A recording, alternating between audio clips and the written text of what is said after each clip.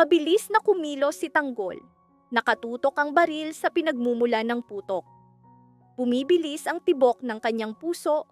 Bawat galaw ay kalkulado. Bawat hinga ay pinipigil para sa tamang sandali. Nakatayo si Ramon na parang estatwa. Pilit nilalabanan ang takot. Alam na isang pagkakamali lamang ay maaaring magdala sa kanila sa kapahamakan. Mula sa mataas na gusali, malamig ang utos ni Rigor. Puno ng lason ang tinig. Hector, siguraduhin mong walang makakalapit. Tiwala siya na hawak niya ang lahat ng kontrol. Ngunit sa ibaba, nakatayo si Tanggol at Ramon, handa isugal ang buhay para sa hustisya. Parang anino, tumulas si Marit, ramdam ang nakatagong panganib sa paligid. Hinawakan niya ang kamay ni Hector. Bulong, may masamang darating. Bagaman nag-aalala, nagtitiwala si Hector sa kanyang lakas. Biglang sumabog ang putukan mula sa kanto. Isa sa mga tauhan ni Hector ay nagtago sa likod ng truck, habang si Tanggol ay nakapuwesto ng perpekto. Ngayon, sigaw ni Ramon. Sabay silang sumugod, mabilis at tahimik. Nabigla si Rigor sa itaas, ngunit hindi pa tapos ang panganib. Mula sa dilim, lumitaw ang isa pang kaaway. Dala ang bigat ng pagtataksil. Umalingaw-ngaw ang pamilyar na tinig. Tumigil kayo! Bawat galaw ninyo ay minamanmanan. Agad nakilala ni Tanggol, isang dating kakampi na ngayoy naging kaaway. Napagtanto niyang dalawa na ang kanilang kalaban, si Rigor at ang kanyang lihim na kasabwat. Itinulak ni Ramon si Tanggol sa gilid. Kasabay ng pagtagos ng mga bala sa pader, nagkalat ang alikabok. Kumapal ang amoy ng metal sa paligid. Mabigat ang isip ni Tanggol. Dito na dapat magwakas. Hindi inaasahan, lumapit si Marit, mahigpit na hawak ang XP drive na naglalaman ng ebidensya laban kay Rigor. Ito na ang pagkakataon, pulong niya. Itinaas ni Ramon ang baril upang ipagtanggol siya. Tumindi ang tensyon. Bawat pintig ng puso ay nagbabadya ng katapusan. O simula ng mas mabigat pang laban. Nakatayo si Igor, nakatutok ang sandata kina Tanggol at Ramon. Sa pagitan nila, hawak ni Marit ang ebidensya, handang ibunyag ang katotohanan. Puno ng alikabok, kalawang at malamig na hangin ang paligid. Biglang sumugod ang mga nakamaskara mula sa ibaba, baguhan ngunit sakim. Naging larangan ng digmaan ang kalsada. Mula sa itaas, nakamasid si Daya. Ang kanyang ugnayan sa pamilya ay nagbago ng takot tungo sa liwanag. Isang puwersang nagbukas ng daan ng pagtakas. Hindi alam ng mga kaaway na ang liwanag na iyon ay espiritu ng batang akalay matagal nang nawala. Sinunggaban ni Tanggol ang pagkakataon. Ramon, ngayon, umalingaw-ngaw ang putukan, sigawan, at alon ng takot. Inihanda ni Marit ang ebidensya. Umatras si Rigor habang matatag na nakatayo si Tanggol at Ramon. Nagatubili ang mga nakamaskara, ramdam ang mas makapangyarihang presensya. Hingal si Tanggol, mariing wika. Matatapos ngayong gabi ang lahat ng kasinungalingan. Ngunit alam kong hindi pa ito ang huling laban. Bumigat ang hangin, nagbabala ang unos. Dumaan ang mga bala sa makitid na eskinita, hindi inalintana ni Tanggol ang sugat basta't ligtas ang kanyang mga kasama. Ramon, huminga ka, ililigtas kita, sigaw ni Tanggol, hinila siya sa ligtas na lugar. Sa bubungan, lumitaw si Marit. Bakas ang takot at tapang sa kanyang mga mata, hawak ang BSD documents na kayang tuluyang ibagsak si Rigor. Halos tamaan siya ng bala. Nasukol si Rigor, mariing bulong. Hindi pa tapos, hindi kayo makakatakas. Tumagsa ang mas maraming sundalo mula sa anino, lumaki ang panganib na parang alon. Hinawakan ni Tanggol ang bakal na tubo. Kapag hindi natin sila pinigilan, walang mabubuhay. Bawat hakbang ay may kasamang panganib ng kamatayan. Ngunit mas mabigat ang kanyang tapang kaysa sa sariling buhay. Nanghihina si Ramon, bulong, Tanggol, kailangan natin ng plano. Habang nakikipaglaban sa tatlong kaaway, napansin ni Tanggol ang nakatagong lagusan sa likod ng gusali. Ramon, dito, sumunod ka. Nilabanan nila ang mga kalaban, nakapasok sa lagusan, habang umalingaw-ngaw ang nakakatakot na halakhak ni Rigor. Sa loob, kumislap ang kakaibang liwanag. Lumitaw ang anino ng bata, si Daya. Ang kanyang liwanag ay nagtaboy sa dilim. Naramdaman ni Tanggol ang muling pag-asa, lakas na bumalik. Ang espiritong akalay nawala ay nagbalik bilang kanilang tagapagtanggol. Ngunit, sumugod muli ang mga kaaway. Nagkagulo sa lagusan, sumalakay ang mga nakamaskara. Bumaba si Marit, mahigpit na hawak ang ebidensya, ngunit inatake. Matapang siyang lumaban, bawat hampas ay pinapagalaw ng takot at tapang. Ramon, ngayon, sigaw ni Tanggol. Magkasama nilang itinulak ang mga kalaban. Nalaglag ang mga dokumento, ngunit ligtas na nakuha ni Daya. Pumasok si Rigor, kasama ang pinakamalalakas niyang sundalo. Bawat hakbang ay puno ng banta, naglalagablab ang galit. Umabot sa rurok ang tensyon sa lagusan. Pinakawala ni Daya ang kanyang tunay na kapangyarihan. Sumabog ang liwanag, nagkalat ang mga kaaway sa takot. Napuno ng liwanag at pangamba ang lagusan. Huminga ng malalim, tinatanggol at Ramon, nalasahan ng tagumpay na may halong galit at ginhawa. Ngunit muling umalingaw-ngaw ang malamig na halakhak ni Rigor. Hindi pa tapos. Hindi ninyo narinig ang huling salita ko. Matatag na nakatayo si Tanggol, kumikislap ang liwanag ni Daya sa kanyang likuran. Alam nila, marami pang laban, mas maraming lihim na mabubunyag, at walang katapusang panganib na darating. Ngunit ang kanilang ugnayan at tapang ang magiging pinakamalakas nilang sandata. Mula sa anino, tahimik na gumalaw si Pungay. Hawak ang baril, ngunit hindi nakatutok. Alam niyang minamanmanan siya ni Hector, ngunit malinaw ang kanyang layunin, ilabas si Tanggol at ang kanyang ina, si Marit, mula sa nakamamatay na bitag. Pinigilan niya ang takot at sumulong. Sa madilim na sulok ng lumang pabrika, nakatayo si Tanggol, pasan ang bigat ng responsibilidad.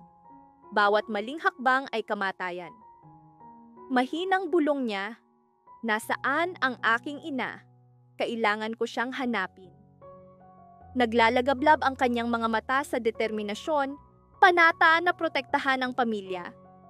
Mula sa anino, lumitaw si Pungay, lihim na sumusunod, alam na kapag nakalapit siya, maipapakita niya ang daan palabas. Una, paki-subscribe at i-like ang video. Pagkatapos, sisimulan na natin ang paliwanag. Pumasok sina Hector at Rigor sa pabrika. Mabigat ang kanilang mga salita, puno ng banta at pananakot. Hindi sila makakalampas sa unang pinto, Pungay. Mariing utos ni Hector. Ngunit lihim ng ngiti ni Pungay ang nagpakita na may sarili siyang plano. Nakatayo si Tanggol sa harap ng bakal na pinto, malamig ang hangin na umiikot sa kanya. Kailangan na nating umalis, bulong niya. Sa sandaling iyon, narinig ang pamilyar na tinig ni Marit mula sa dilim. May dala siyang maliit na bag na puno ng mga dokumento at kasangkapan.